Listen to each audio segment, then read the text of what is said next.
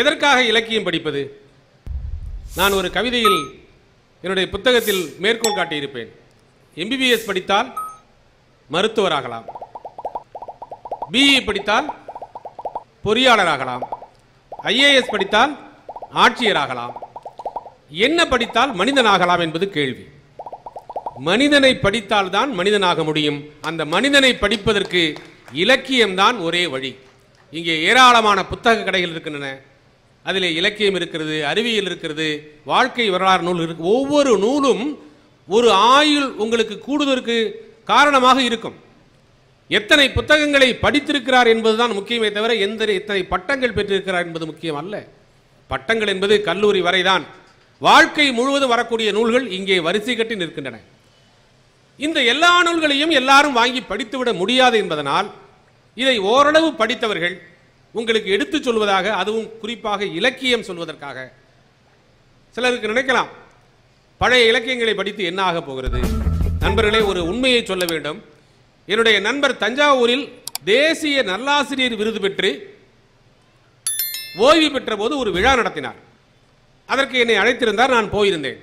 விழா முடிந்தது. அந்த நண்பரிடம் விடைபெறுவதற்கு முன்னால் 2 கைகளையும் பிடித்துக்கொண்டு, உங்களுக்கு ஒரு பையன் இருந்தானே, நான் கூட வந்திருந்தேனே, அவனுடைய கல்யாணத்துக்கு நல்லா இருக்கானா நல்லா கேட்டேன்.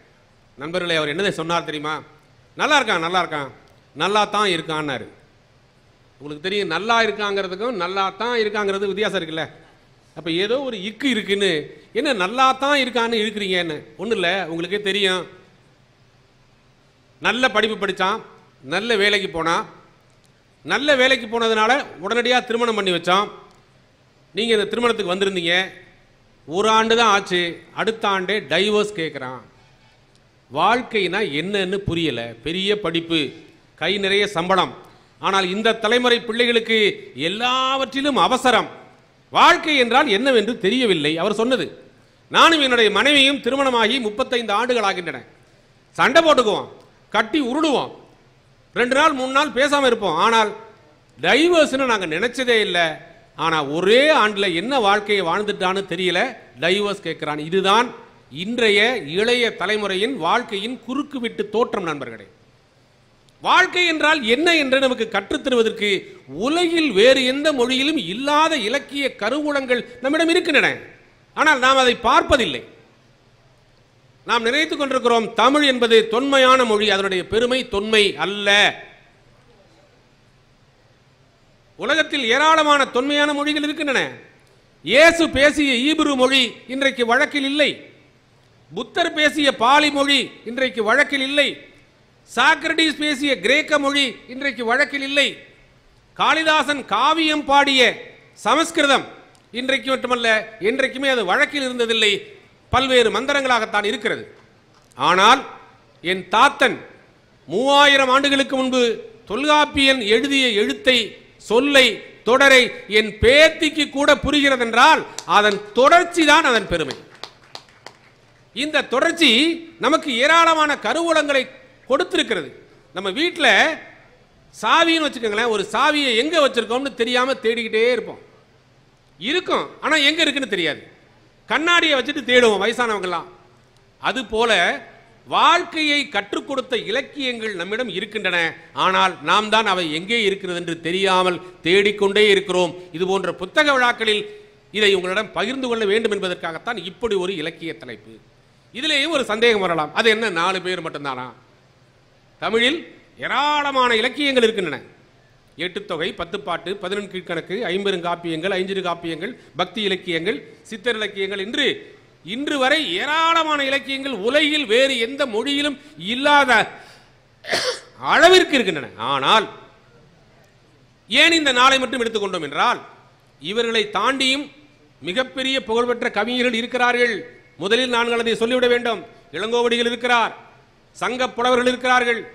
பக்தி இலக்கியத்தை தமிழோடு இசைபாடல் மறந்தறியேன் என்று அள்ளி அள்ளி கொடுத்த பக்தி இலக்கிய கவிஞர்கள் இருக்கிறார்கள். ஏன் அண்மை காலம் வரை வாழ்ந்த பாரதிதாசன் இருக்கிறார், பட்டுக்கோட்டை கல்யாணசுந்தரம் இருக்கிறார், கண்ணதாசன் இருக்கிறார், வாழ்ந்து கொண்டிருக்கிற சிற்பி வைரமுத்து போன்ற, இன்குலாப் போன்ற கவிஞர்கள் எல்லாம் இருக்கிறார்கள். ஏன் இந்த 4 பேரை மட்டும் எடுத்துக்கொண்டோம் என்றால் 2 காரணம்.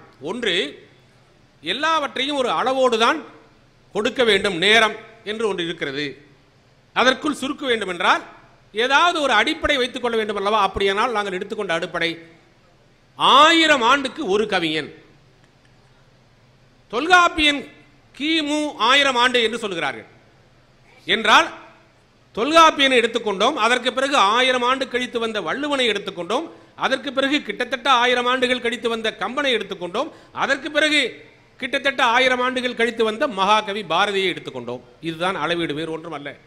ஆனால் இந்த 4 பேரையும் ஒப்பிட்டு பேசுகிற அளவுக்கு நாங்கள் ஒன்றும் பெரிய அறிஞர்கள் இல்லை. இன்னும் சொல்ல போனால் ஏன் இதை எடுத்துக்கொண்டோம் என்றால், கம்பனே சொல்வதைப் போல கடலை நக்கி குடிக்க ஒரு பூனை ஆசைப்பட்டது போல. கம்பன் சொல்லுவான், இவ்வளவு பெரிய காவியத்தை எழுதுவதற்கு நான் ஏன் ஆசைப்பட்டேன் என்றால், கடலை நக்கி குடிக்க ஒரு பூனை ஆசைப்பட்டது போல நாங்கள் இந்த 40 கவிஞர்களின் பாதம் தொட்டு வணங்கி அவர்களை விமர்சனம் செய்து அல்ல, நம்முடைய இளைய தலைமுறைக்கு அறிமுகப்படுத்த வேண்டி நாங்கள் இந்த 4 தலைப்பை எடுத்துக்கொண்டோம் நண்பர்களே. அப்படி எடுத்துக்கொள்கிற போது ராமநாதபுரத்தில் பேசுவதில் எங்களுக்கு ஒரு பெரிய மகிழ்ச்சி என்னவென்றால், மக்கள் ஒற்றுமைக்கு பெயர் போன மாவட்டம் நம்முடைய ராமநாதபுரம் மாவட்டம். இது தமிழ்நாடு முழுவதும் தெரியும். அது தமிழ் பேசுகிற போது என்ன கூடுதல் சிறப்பு என்றால், உலகில் வேறு எந்த மொழிக்கும் இல்லாத பெருமை என்ன தெரியுமா? அனைத்து மதங்களுக்குமான காவியங்கள் தமிழில் தான் இருக்கின்றன. தமிழில் தான் இருக்கின்றன. சமணம் வேண்டுமா சிந்தாமணி படியுங்கள், பௌத்தம் வேண்டுமா மணிமேகலை படியுங்கள், சைவம் வேண்டுமா நாயன்மார்களின் பாடல்களை பாடியுங்கள், வைணவம் வேண்டுமா ஆழ்வார்களின் பாடல்கள் இருக்கின்றன, கிறிஸ்தவம் வேண்டுமா அதிலும் கத்தோலிக்க கிறிஸ்தவத்துக்கு தேம்பாவணி, புரோட்டஸ்டன்ட் கிறிஸ்தவத்துக்கு H.A. கிருஷ்ணபிள்ளையின் ரட்சணிய யாத்திரிகம், இஸ்லாத்திற்கு உமரு புலவரின் சீரா புராணம், எதிர் நாயகனாக ராவணன் நிறுத்திய ராவண காவியம் என்று அனைத்து மக்களுக்குமான இலக்கியங்களை கொண்டிருக்கிற உலகின் ஒரே மொழி தமிழ் மட்டும்தான்.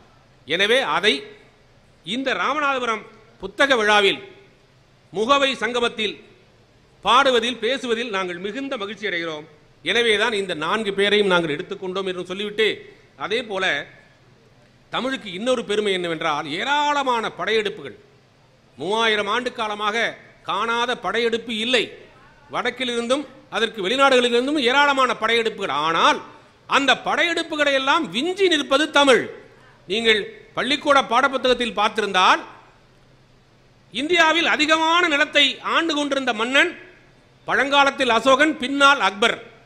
ஆனால் இந்த 2 மகா அரசர்கள் ஆட்சிக்கும் தமிழகம் உட்படவில்லை. வரைபடத்தை பார்த்தால் தமிழ்நாடு மட்டும் அப்பொழுதும் தனியாக இருக்கும்.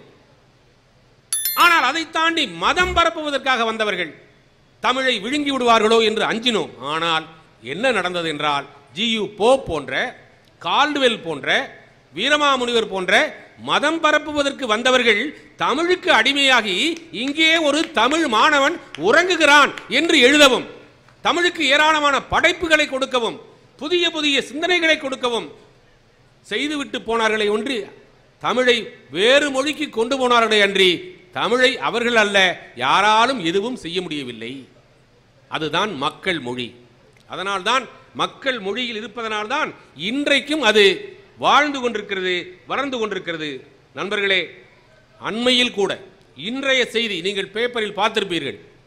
துருக்கியில் சிரியாவில் நடந்த பூகம்பத்தில் கிட்டத்தட்ட 25,000 மக்கள் இறந்து போனதை நினைத்து நினைத்து நாமெல்லாம் வருந்திக் கொண்டிருக்கிறோம். ஆனால் ஒரு நெருக்கடியின் போது மனிதம் வெளிவரும் என்பார்கள் அல்லவா?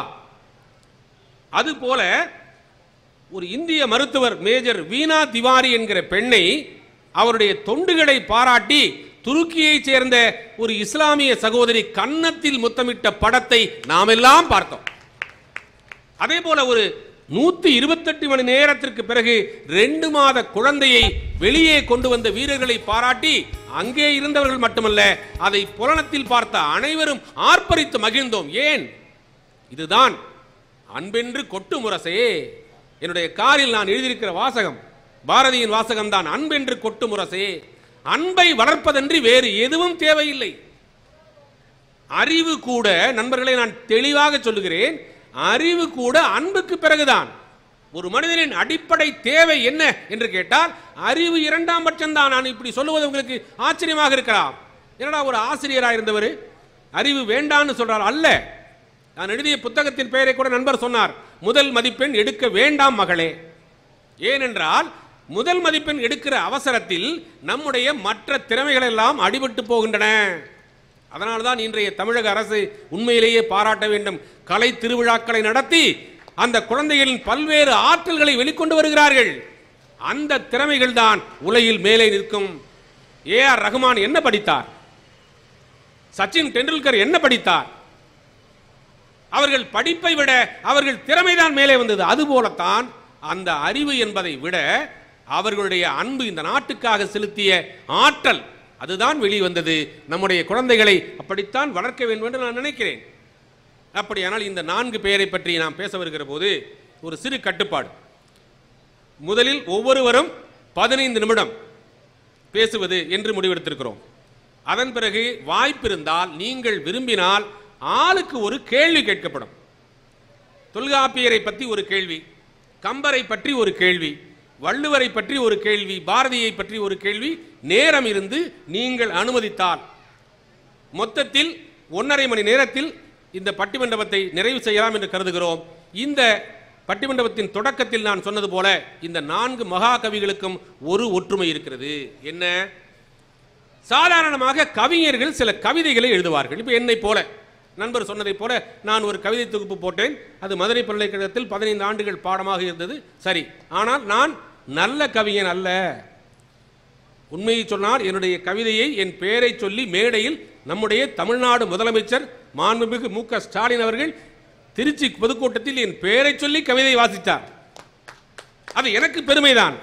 ஆனாலும் திரும்பவும் சொல்லுகிறேன், நான் நல்ல கவிஞன் அல்ல, ஒரு கவிஞன், அவ்வளவுதான். நல்ல கவிஞர் என்றால் சில கவிஞர்களையே எழுதுவார்கள்.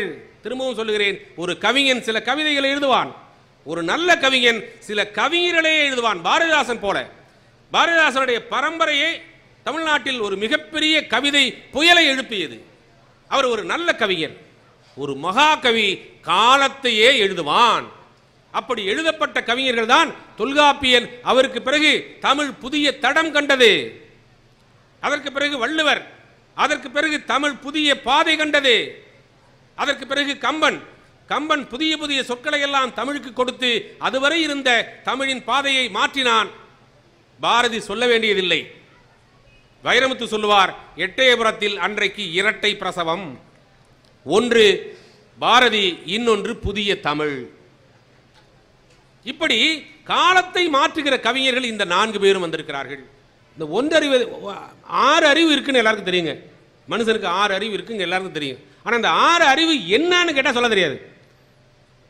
தொடு உணர்வு ஒரு அறிவு, வாய் சுவை உணர்வு, மூக்கு நுகர்வு, கண்ணு பார்த்தது, காது கேட்கிறது, இதெல்லாம் அறிவு தான் என்று தொல்காப்பியர் சொன்னதை ரொம்ப 2000 ஆண்டு காலம் கழித்து சார்லஸ் டார்வின் பரிணாம கொள்கையாக வகுத்து கொடுத்த போது உலகமே வியந்தது.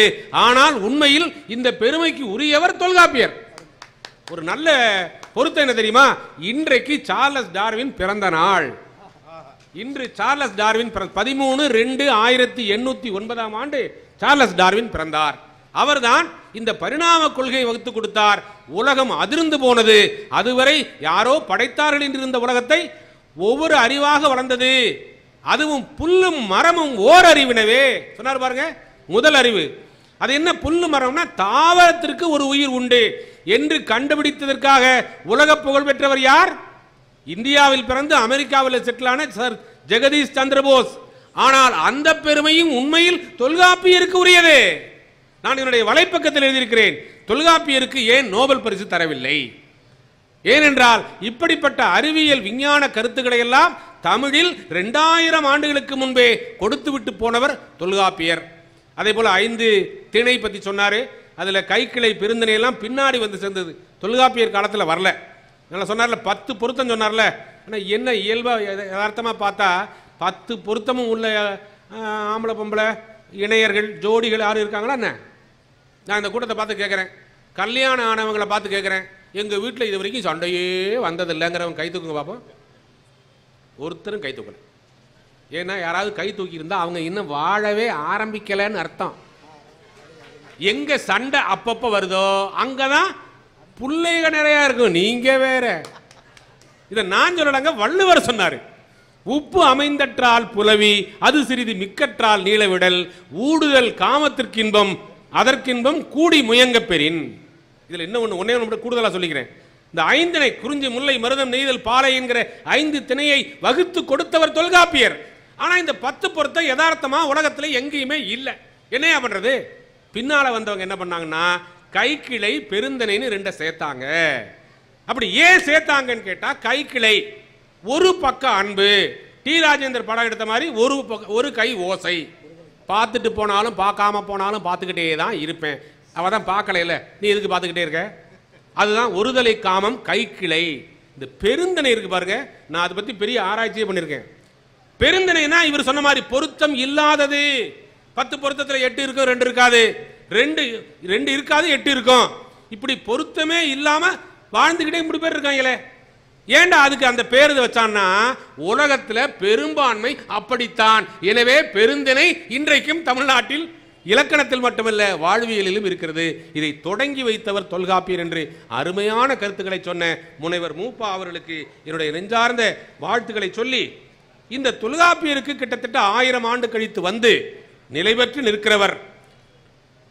குமரியில் விஸ்வரூபம் எடுத்து இந்தியாவின் இமயத்தை பார்த்துக் கொண்டிருக்கிறாரே, அந்த வள்ளுவரை அழைப்போம். திருவள்ளுவர் தான் அன்னை தமிழின் அடையாளம் என்று சொல்வதற்காக மிக பொருத்தமான. இவர் காரைக்குடியில் தன் வீட்டிலேயே ஒரு திருவள்ளுவர் சிலையை உருவாக்கி சொந்த சிலையில் வைத்திருக்கிறார். அதற்கு அவ்வப்போது நிகழ்ச்சிகள் நடத்துகிறார். வீட்டில் ஒரு அரங்கம் கட்டி திருக்குறள் பற்றிய செய்திகளை பரப்பிக்கொண்டே இருக்கிறார். தன்னுடைய மகன் தமிழ்ச்செல்வன் பேரு, 3ஆம் வகுப்பு தான் படிக்கிறான். 1330 குறளையும் இப்பொழுது ஒப்பித்துக் கொண்டிருக்கிறான் என்றால், திருக்குறளை வீட்டிலிருந்து தொடங்கி நாட்டுக்கு கொண்டு வந்த முனைவர் ஜெயங்கொண்டான் அவர்கள் அன்னை தமிழின் அடையாளம் திருவள்ளுவரே என்று பேசுவதற்கு தகுதியானவர். பால் கெடாம இருக்கணும்னா ஃப்ரிட்ஜில் வைக்கிறோம். அப்போ இத்தனை ஆண்டு காலமாக கெடாம இருக்குன்னா எந்த ஃப்ரிட்ஜில் வச்சிருக்கணும்? தமிழ் என்கிற ஃப்ரிட்ஜில் வச்சதுனால தான் அது கெட்டு போகாமல் இன்றைக்கும் இருக்கிறது. அப்படி அருமையாக சொன்ன நம்முடைய ஜெயங்கொண்டன் அவர்களுக்கு உங்களுடைய நிறைந்த கரவொலியால் பாராட்டுகளை தெரிவிக்கும்படி கேட்டு, அடுத்த மகாகவி கம்பரை அழைப்போம். கம்பரை பற்றி நான் ஒன்றும் முன்னுரை சொல்ல போகிறதில்ல. கம்ப சித்திரம் அப்படிங்கிற ஒரு வார்த்தைக்கு அவர் விளக்கம் சொன்னாலே போதுன்னு நினைக்கிறேன். தமிழின் உயர்வுக்கு என்ன காரணம் என்று கேட்டால் கதி என்று சொல்லுகிறார்கள். கதினா என்னன்னா, கம்பன் திருவள்ளுவன். கம்பன் அறநூலை இலக்கியமாக கொடுத்தவன், இலக்கியத்தை அறநூலாக கொடுத்தவன். திருவள்ளுவர் அறநூலை இலக்கியமாக கொடுத்தவர். இந்த 2 பேரும் தான் மிகச்சிறந்த சிறப்பு என்றால், அதிலும் காவியம் பாடிய கம்பர் இதோ உங்கள் முன்னால் நிறைந்த கரவொலியோடு அவரை வரவேற்க வேண்டுமாய் கேட்டுக்கொள்கிறேன். இப்பொழுது பட்டிமன்றத்தின் நிறைவு பேச்சாளராக பாரதியை பற்றி பேசுவதற்கு, அது நம்ம நூற்றாண்டில் வாழ்ந்தவர், நம்ம கண்ணு முன்னாடி அவருடைய வாழ்க்கை தடங்கள் எல்லாம் இருக்கின்றன என்றாலும், இந்த 3 பேருக்கும் ஈடு கொடுக்கக்கூடிய அளவுக்கு புதிய தமிழை, அதுதான் முக்கியமானது, புதிய தமிழை புதிய தமிழர்களுக்கு அறிமுகப்படுத்திய மகாகவி பாரதி. ஒன்னே ஒன்று மட்டும் சொல்லிக்கிறேன், மகாகவி அல்ல என்று ஒரு பெரிய எழுத்து போர் நடந்துச்சு. பாரதி மகாகவியாக முடியுமா? என்னதான் இருந்தாலும் காவிரி காவிரி தான், கங்கை கங்கை தான் என்று 1940களில் பாரதி மகாகவி அல்ல என்று ஒரு பெரிய எழுத்து போர் நடந்துச்சு. கடைசியா எட்டயபுரத்தில் நடந்த பாரதி விழாவில் தான் ஆம் பாரதி மகாகவி தான் என்று தமிழகமே ஒப்புக்கொள்ளக்கூடிய அளவுக்கு அந்த விவாதம் முடிவுக்கு வந்தது. இப்பொழுது எல்லாரும் மகாகவி என்று ஏற்றுக்கொள்கிறார்கள். ஆனால் அந்த மகாகவி இந்த மகாகவிகளை விஞ்சிய கவியா என்று பேசுவதற்காக உங்கள் மண்ணின் மகள், இப்படி சமூக விஷயங்கள் எல்லாவற்றையும் பாரதியினுடைய அற்புதங்களை அடுக்கி சொன்ன நம்முடைய இளமதி அவர்களுக்கு நிறைந்த வாழ்த்துக்களை பாராட்டுகளை தெரிவித்து, அடுத்து உங்களை பார்த்து ஒரு கேள்வி. நான் முதல்ல சொன்னேன் 15 நிமிடம் பேசுவாங்க, அதுக்கப்புறம் 5 நிமிடம் ஒரு கேள்வி கேட்போம் அப்படின்னு. நீங்கள் ஒப்புதல் தந்தால் கேள்வி கேட்கலாம், இல்லை நேரம் ஆயிடுச்சுங்க முடிச்சிடலான்னு சொன்னீங்கன்னா முடிச்சிருவோம். தொடரலாம் என்பவர்கள் அன்பு கூர்ந்து கை தூக்குங்க, நம்ம ஜனநாயகமா முடிவெடுப்போமே. அடையப்பா ராமநாதபுரமா என்ன நினைச்சீங்க? நன்றி நன்றி. உண்மையிலேயே இந்த கேள்விகள் எல்லாம் முக்கியமான கேள்விகள். அந்த மாபெரும் புலவர்களை அவமானப்படுத்துவதற்காக அல்ல, அதிலிருந்து நாம் இன்னும் கற்றுக்கொள்ள வேண்டி இருக்கிறது என்பதற்காக முதல் கேள்வி திருவள்ளுவருக்கு. வாங்க, என்ன முக்கியமான கேள்வினா, இந்த 1330 குறள்ல 133 அதிகாரம் வச்சிருக்கிறார். இந்த 133 அதிகாரத்தில் ஒரு அதிகாரம் புலால் மறுத்தல். நான் கேட்குறேன், ராமநாதபுரம் கடல் பகுதி, இந்த கடற்கரையில் இருக்கிற மீனவர்கள் எல்லாம் புலால் மறுத்தலை ஒத்துக்கொள்ள முடியுமா? உலகில் புலால் உண்ணுகிறவர்கள் மிக அதிகமான எண்ணிக்கையில் இருக்கிற போது உலக பொதுமறை என்கிற வள்ளுவர் புலால் மறுத்தல் என்பதை ஏன் சொன்னார் என்று விளக்க வேண்டுகிறேன். இல்லறவாசிகளுக்கு சொல்லப்படவில்லை. இயல் 3 பால் தெரியும், அறத்துப்பால், பொருட்பால், இன்பத்துப்பால். பழைய காலத்தில் அவர் வச்ச பேர் காமத்துப்பால், அது கொஞ்சம் ஒரு மாதிரி இருக்குன்னு நம்ம இன்பத்துப்பால்னு மாற்றிக்கிட்டான். இந்த 3 பால்களிலும் 8 இயல் இருக்கு. அதில் கடைசியில் உள்ள 2 இயல் இருக்கு பாருங்க, ரொம்ப சிறப்பு. அதை நான் கடைசியாக தீர்ப்புரையில் சொல்கிறேன். இந்த இப்போ சொன்ன இவர் முடிவு இருக்கு பாருங்க, ரொம்ப அருமையான முடிவு. துறவிகள் வேணுமானால் புலால் மறுத்து இருக்கட்டும், நாங்கள்லாம் பிரியாணிக்கு தான் ஓட்டு போடுவோம் என்று வள்ளுவர் சொல்லாமல் சொல்லி இருக்கிறார். நன்றி. அடுத்து அது அருளுடைமையும் துறவரவியல்ல தான் இருக்கு, இல்லறவியலில் இல்லை. ரொம்ப கவனம், நுட்பம். ஆகவே அடுத்து பதில் சொல்வதற்காக கம்பரை அழைப்போம். கம்பரிடம் ஒரு கடுமையான கேள்வி. நண்பர்கள் தவறாக நினைத்துக் கொள்ள வேண்டாம். கம்பராமாயணத்தை படித்தவர்களுக்கு கொஞ்சம் அந்த கேள்வி உறுத்தலாகத்தான் இருக்கிறது. என்னவென்றால் இந்த இப்பிறவிக்கு இருமாதரை சிந்தையாலும் தொடேன் என்று தந்த செவ்வரத்துக்கு சொந்தக்காரன் ராமன், ஒருவனுக்கு ஒருத்தி என்று வாழ்ந்து காட்டியவன் ராமன். இவ்வளவு பெருமையுள்ள ராமன் ராவணனிடமிருந்து கைப்பற்றி சீதையை கொண்டு வந்து விட்ட பிறகு அவளை நேரடியாக உடனடியாக பார்க்கவில்லை. வந்து பார்த்தவளையும் ஆறுதல் கூறவில்லை என்பது மட்டுமல்ல, எங்கேயாவது போ, தொலைஞ்சு போ, செத்து போ என்று சொல்லுகிறான். இது எனக்கு அதிர்ச்சியாக இருந்தது. யாது நான் இயம்புவது உணர்வை ஈடற சேதியா நின்றது உன் ஒழுக்க செய்தியால் சாதி, செத்துப்போ, அன்றெனின் தக்கது ஓர் நெறி போதி, எங்கேயாவது தொலைஞ்சு போ என்றனன். இது நியாயமா? பாரதியார் அதற்கான பதிலை தருவதற்கு சகோதரி இளமதி அவர்களை அன்போடு வருமாறு கேட்டுக்கொள்கிறேன். முக்கியமான கேள்வி. பாரதி ஒரு மகாகவி என்பதில் யாருக்கும் எந்த சந்தேகமும் இல்லை. ஆனால் ஒரு கேள்வி அவனை சுற்றி வந்து கொண்டே இருக்கிறது. பல இடங்களில் பாரதி ஆரிய நாடு என்றே சொல்கிறார். எனவே பாரதி இந்திய நாட்டை குறிக்கும் இடங்களிலெல்லாம் ஆரிய நாடு என்றே குறிப்பிடுகிறார். பாரத தேவியின் திருத்தசாங்கம் என்கிற பாடலில் பேர் இமய வெற்பு முதல் பெண் குமரி ஈராகும் ஆரிய நாடென்றே அறி என்கிறார். எனில் பாரதிக்கு இந்த ஆரிய கருத்தோட்டம் தான் அதிகமா? இப்போ நாம யாரும் ஜாதி பட்டம் போட்டுக்கிறது இல்லை இல்லைங்களா? பேருக்கு பின்னாடி ஜாதி பட்டத்தை பெருமையாக போட்டுக்கிறது இல்லை. சில பேர் போட்டுக்கிறாங்க, ஆனால் பெருமையாக நினைத்து போடுறதில்லை. பாரதி காலத்தில் வஉசியை பிள்ளைவாள் அப்படின்னு இவர் சொல்லுவார், வஉசி பாரதியை ஐயர்வாள் அப்படின்னு சொல்லுவார். இந்த பேர் சொல்லுகிற போது ஜாதியோடு சேர்த்த போது ஜாதி உணர்வில்லாமல் சொன்னார்கள். ஆனால் ஜாதி பேர் இல்லாமல் இருக்கிற போது நாம் ஜாதி உணர்வோடு வாழ்ந்து கொண்டிருக்கிறோம் என்பதுதான் உண்மை. எனவே ஆரிய திராவிட என்கிற இந்த சொற்களுக்கான பொருள்கள் அப்பொழுது இல்லை. அதனால செந்தமிழ்நாடு என்கிற வார்த்தையை பயன்படுத்தின பாரதி. செந்தமிழ்நாடுனும் போதினிலே என்ப தென் வந்து பாயுது காதினிலே. மதராசப்பட்டினம்லாம் அவன் பயன்படுத்தல, செந்தமிழ்நாடுங்கிற வார்த்தையை பயன்படுத்தியிருக்கான். ஆனால் ஆரிய நாடு என்பதை உயர்ந்த நாடு என்கிற பொருளில், ஜாதியாக அல்ல சமூகமாக உயர்ந்த நாடு என்கிற பொருளில் தான் அவன் ஆண்டிருக்கிறான்.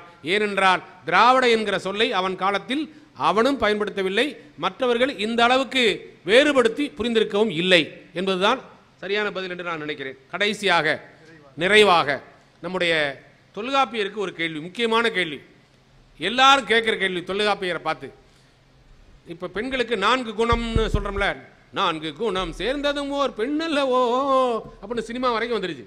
இந்த 4 குணத்துக்கு அடித்தளமிட்டவர், அவர் சொன்ன மாதிரி அடித்தளமிட்டவர் தொல்காப்பியர் தான். 3 குணம் அவர் தான் சொன்னது. அச்சமும் நாணும் மடனும் முந்துறுதல் நிச்சமும் பெண்பார்க்கு உரிய என்ப. இந்த 4 குணமும் அடிப்படையில் பெண்ணடிமைத்தனத்திற்குத்தான் இடம் தருகிறது. இதை எப்படி தொல்காப்பியர் சொல்லலாம், அந்த தொல்காப்பியரை எப்படி தமிழின் அடையாளம் என்று சொல்லலாம் என்பதை விளக்க வேண்டுமாய் முதுபெரும் தமிழறிஞர் ஐயா மூப்பா அவர்களை உங்களுடைய கரவொலிக்கிடையே அழைக்கிறேன். இந்த நாற்பெரும் கவிஞர்களும் தமிழின் மிகப்பெரிய அடையாளமாக திகழ்கிறவர்கள். அது ஒன்றும் சந்தேகம் கிடையாது. யாருக்கும் குறைஞ்சவங்க கிடையாது. அவரவர் காலத்தில் விஸ்வரூபம் எடுத்து நின்ற மிகப்பெரிய தமிழின் அடையாளங்கள் தான். இந்த 3000 ஆண்டு கால பரப்பில் ஒரே ஒருவரை சொல்றதுன்னா எப்படி சொல்றது? முதல்ல நம்ம எல்லாத்தையும் புரிஞ்சுக்கணும். முதல்ல தொல்காப்பியரின் பெருமை என்னன்னா, இப்ப நம்ம ஆனா ஆவண்ணா ஈனா ஈயன்னா காங்காச்சா சொல்றோம்ல, இதையெல்லாம் படம் போட்டு கொடுத்தவர் அவர்தான். அதே போல உலக இலக்கியங்கள் எல்லாம் அறம் பொருள்னு பிரிச்சாங்க. ஆனா அந்த பொருளை வாழ்க்கைக்கு பொருத்தி கொடுத்தவர் தொல்காப்பியர் தான். சொல் பொருள் எழுத்து சொல் பொருள். எழுத்து சொல் எல்லா இலக்கணத்திலையும் இருக்கு, எல்லா நாட்டிலும் எல்லா மொழியிலும் இருக்கு. பொருள் இலக்கணம் மட்டும் தமிழில் மட்டும்தான் இருக்கிறது. அது என்ன பொருள் இலக்கணம்னா, வாழ்க்கையை பொருளாக சொன்னார். வாழ்வதற்கு பொருள் வேண்டும், வாழ்வதிலும் பொருள் வேண்டும் என்கிற அர்த்தத்தில் பொருள் இலக்கணம் கொடுத்த ஒரே உலக மகாகவி தொல்காப்பியர் தான். அதுல ஒன்றும் சந்தேகம் இல்லை. அதுல களவியல் கற்பியல்னு பிரிச்சாரு. அந்த களவியல் கற்பியலை தான் பின்னாடி திருவள்ளுவர் கம்பர் எல்லாருமே எடுத்துக்கிட்டாங்க.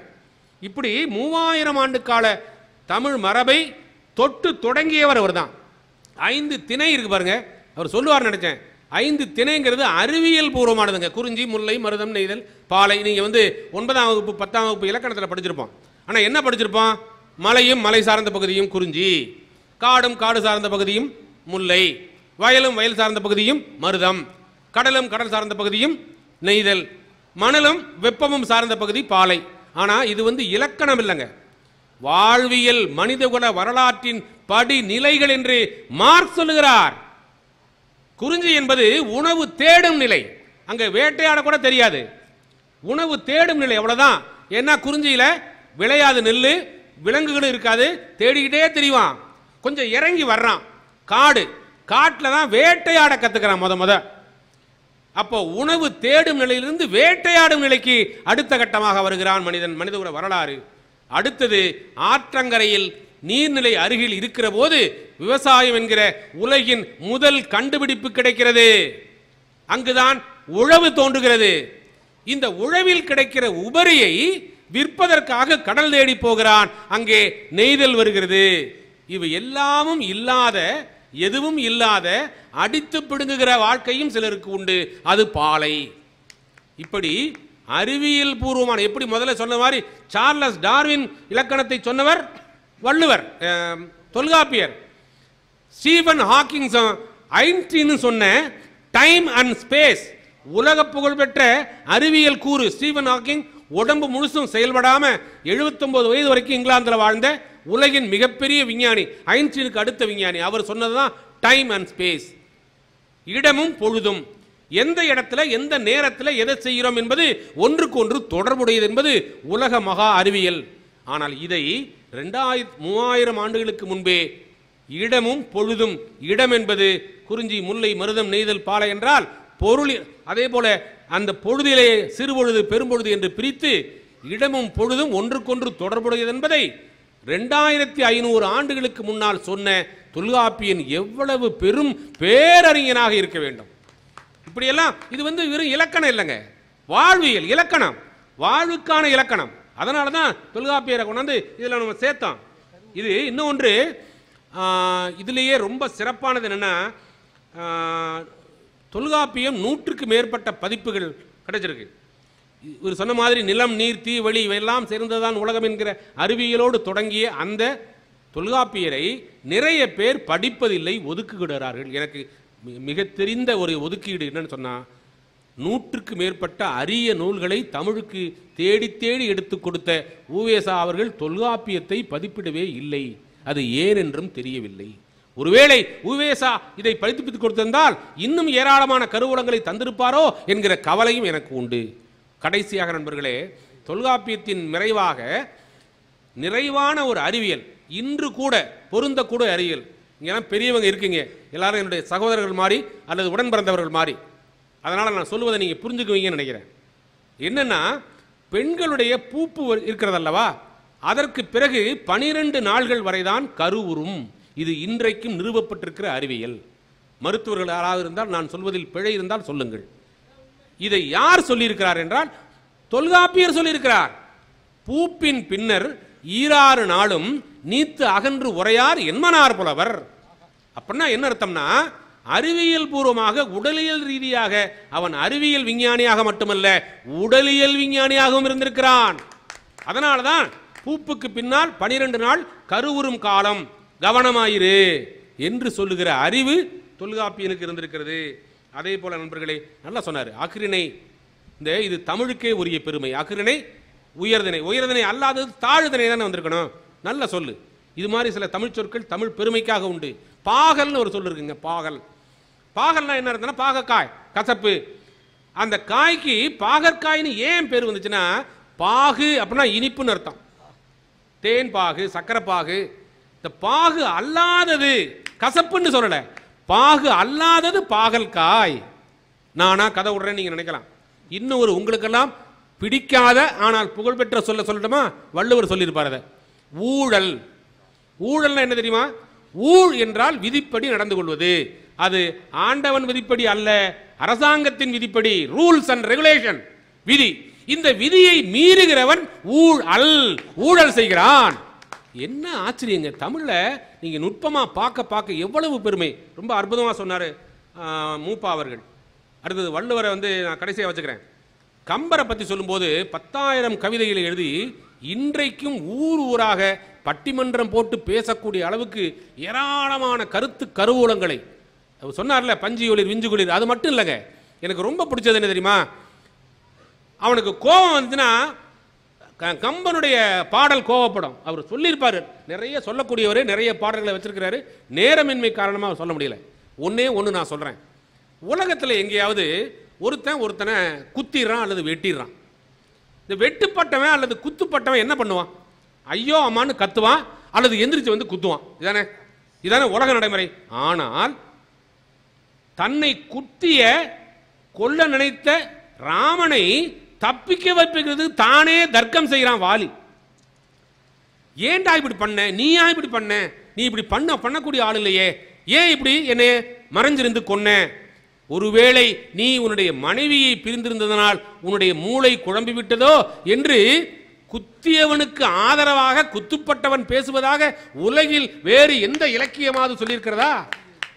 அவியை ஜனகன் பெற்ற அன்னத்தை அமிழ்தின் வந்த தேவியை பிரிந்த பின்னர் திகைத்தனை போலும் செய்கை. இந்த வாசகம் சாதாரண வாசகம் அல்ல. அதாவது குத்துப்பட்டவனே குத்தியவனுக்கு ஆதரவாக வழக்காடு மன்றம் போறது மாதிரி. இதெல்லாம் ஒரு உயர்ந்த கவி நுட்பத்திற்காக மட்டும்தான் முடியும். இன்னும் சொல்ல போனா, ஒரு கன்னத்தில் அறிந்தவனுக்கு மறு கன்னத்தை காட்டு என்று இயேசு சொன்னார், பைபிள் சொன்னது. 2 நண்பர்கள் சண்டை போட்டுக்கிறீங்களா? அப்படி சண்டை போட்டுக்கிறவன்ல யாரு முன்னாடி போய் நீ விட்டு கொடுத்து பேசுறியோ அவன் எனக்கு நெருக்கமானவன் என்று முகமது நபி சொன்னார். இதெல்லாம் நட்பிற்கும் அன்பிற்கும் அடையாளம். இது வள்ளுவர் அடுத்த கட்டமா போய் அப்படி உனக்கு தப்பு பண்ணவன மறந்துடுங்கிற ஒரு சொல்ல, அவனுக்கு நன்மை செய்யுங்கிறார். நன்மை செய், இன்னா செய்தார்க்கும் இனியவே செய்யாக்கால் என்ன பயத்ததோ சால்வு. இந்த இடத்தில் நான் வாலியை பார்க்கிறேன். இப்படி உயர்ந்த கருத்துக்களை சொன்னவன் வாலியாக வந்த ராமனை தவிர வேற யாரும் சொல்ல முடியாது. நிறைய உலக இலக்கியங்கள்லாம் சொன்னார். கத்தேக்கு ஜெர்மானிய கம்பன்னே பேர் உண்டு சுந்தர். கத்தே உலகின் மா கவி, ஜெர்மானிய கவிஞன்னு அவனை சொல்லுவாங்க. ஷேக்ஸ்பியர்ல ஒத்தெல்லோன்னு ஒரு நாடகம் வரும்.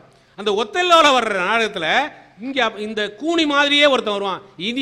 யாண்டியாகோன்னு பேரு, இண்டியாகோ பேரு. அவன் கிட்டத்தட்ட கூனி மாதிரியே இருப்பான்.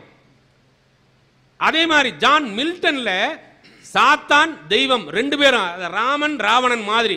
இந்த உருவகம் உலகம் முழுதும் இருக்குன்னு சொன்னா உலக கவிஞர்களோடு ஒப்பிடத்தகுந்தவன் நம்முடைய கவி சக்கரவர்த்தி கம்பன் என்பதில் எந்த சந்தேகமும் வேண்டியதில்லை. கம்பரும் ஷேக்ஸ்பியரும் எஸ்ரா ஒரு புத்தகமே எழுதியிருக்கிறார். கிடைச்சதுன்னா வாங்கி படிச்சு பாருங்க. அப்படி மா கவி. அதே போல பாரதி இன்றைய வாழ்க்கையில் ஒவ்வொரு குழந்தைகளும் கையில் வைத்து படித்துக்கொண்டே இருக்க வேண்டிய பாரதி.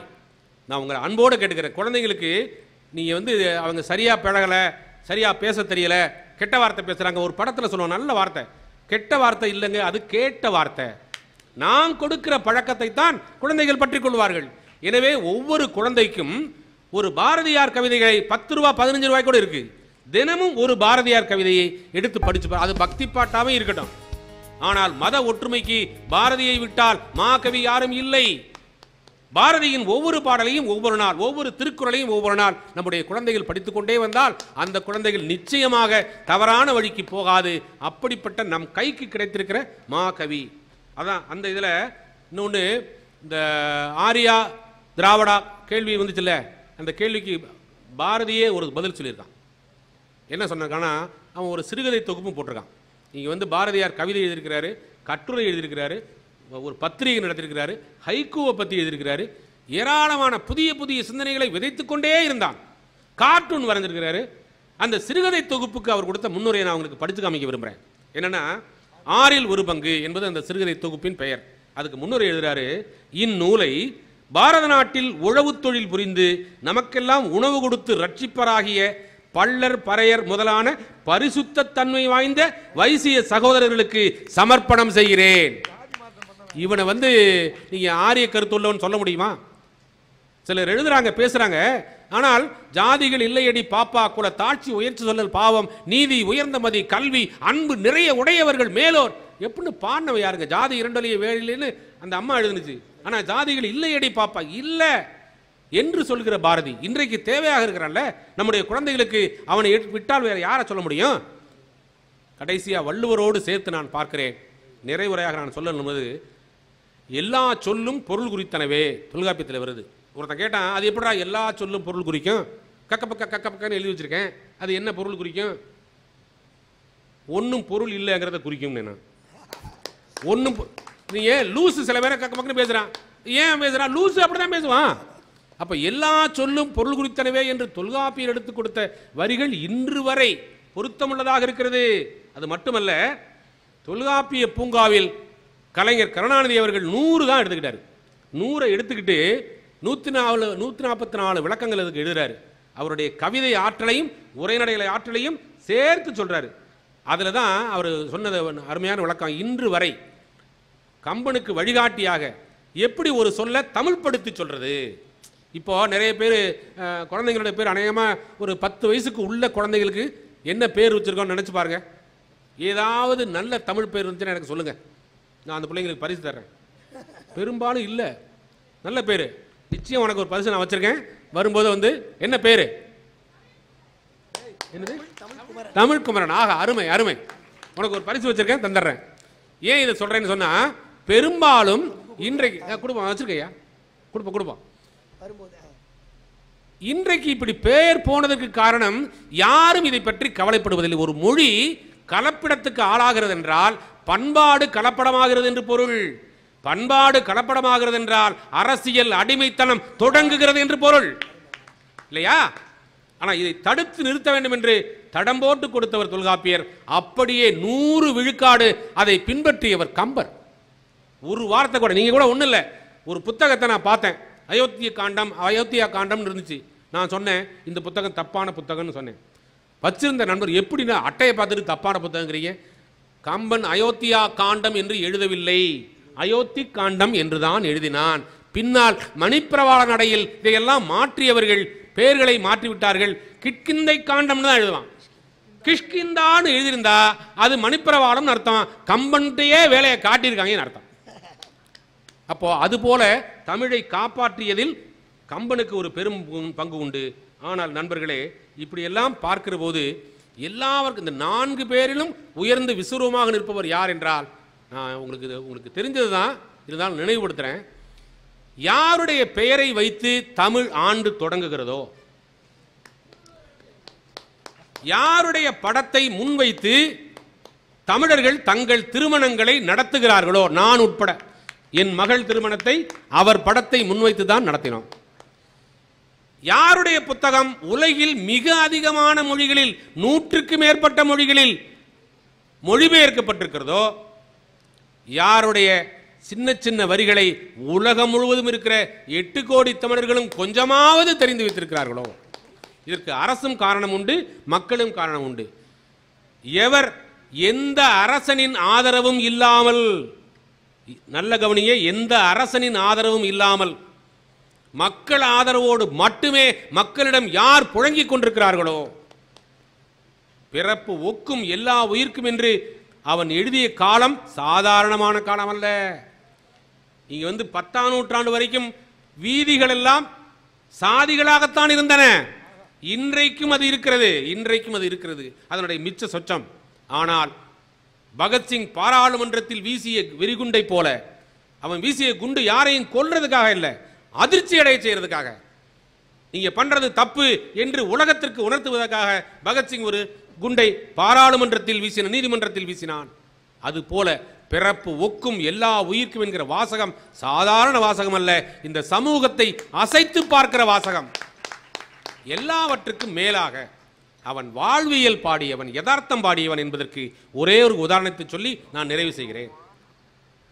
தமிழ்ல அரிச்சந்திர புராணம்னு ஒரு புத்தகம் இருக்குங்க. அதை பற்றி நான் விளக்கம்லாம் சொல்ல போறதில்லை. கதை என்ன? ஒரு அரசன், அவன் பொய் சொன்னா அவனுக்கு இழந்ததெல்லாம் கிடைச்சிடும். அவன் கடைசி வரைக்கும் பொய் சொல்ல மாட்டான். புருஷனை இழந்து, அரசனாக இருந்தவன் நாட்டை இழந்து, பிள்ளைகளை இழந்து, கடைசியாக தன்னையும் கொடுத்து நிற்பான். பதி இழந்தனம், பாலனை இழந்தனம், படைத்த நிதி இழந்தனம், இனி எமக்கு உளதென நினைக்கும் கதி இழக்கினும் கட்டுரை இழக்கிலேன். அருமையான வாசகம் தான். இந்த அரிச்சந்திர புராணத்தை பார்த்துதான் காந்தி மாறினார் என்றெல்லாம் சொல்வார்கள். ஆனால் நான் கேட்கிறேன், இது யதார்த்தமா? தயவு செய்து தப்பாக நினைக்க வேண்டாம், அவரை நான் குற்றம் சொல்வதாகவும் நினைக்க வேண்டாம். வாழ்க்கை யதார்த்தம் என்ன? பொய் சொல்லாம யாராவது இங்கே இருக்கிறோம் என்று கை உயர்த்துக்கள் பார்ப்போம். ஏதாவது ஒரு சொல், அதுவும் செல்போன் ரொம்ப மோசம்.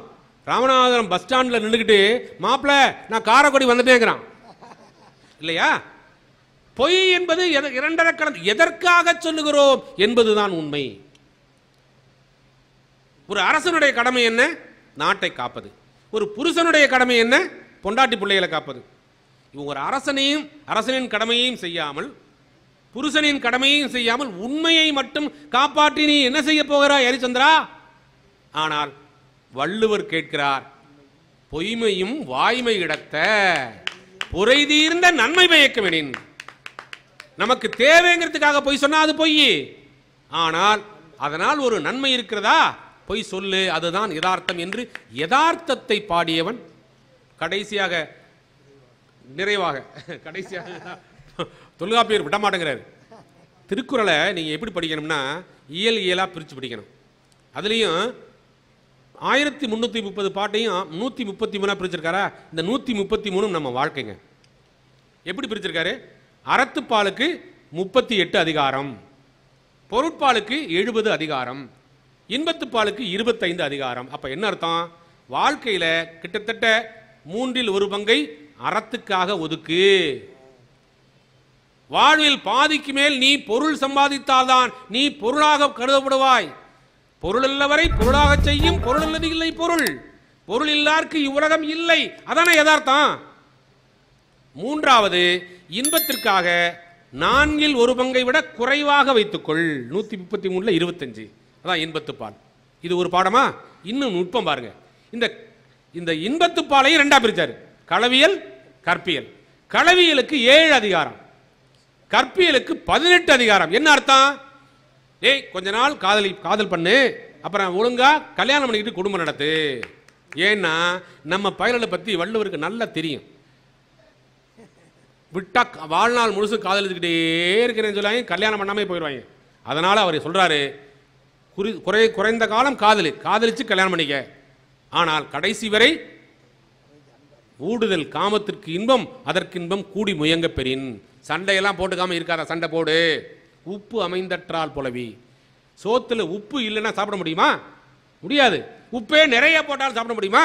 முடியாது. அப்போ சண்டை போட்டுக்கொண்டு சந்தோஷமாக வாழ்க என்று இயல்பாக மக்களுக்கு தேவையான கருத்துக்களை 2000 ஆண்டுகளுக்கு முன்பு சொன்ன திருவள்ளுவரே நம்முடைய அன்னை தமிழின் அடையாளம் என்று சொல்லி நீங்கள் இதை அன்போடு ஏற்க வேண்டும் என்று கேட்டு ஒரு நல்ல வாய்ப்பை எங்களுக்கு தந்த முகவை சங்கமம் நிகழ்ச்சியினுடைய நிர்வாகிகளுக்கு, மாவட்ட ஆட்சியர் உள்ளிட்ட நிர்வாகிகளுக்கு, அதேபோல கலை இலக்கிய சங்கத்தினுடைய நண்பர்களுக்கு எங்களுடைய நெஞ்சார்ந்த நன்றியையும் இந்நேரம் வரை இருந்து கேட்ட உங்கள் அனைவருக்கும் என்னுடைய அன்பான வணக்கத்தையும் தெரிவித்து விடைபெற்றுக் கொள்கிறோம். நன்றி, வணக்கம்.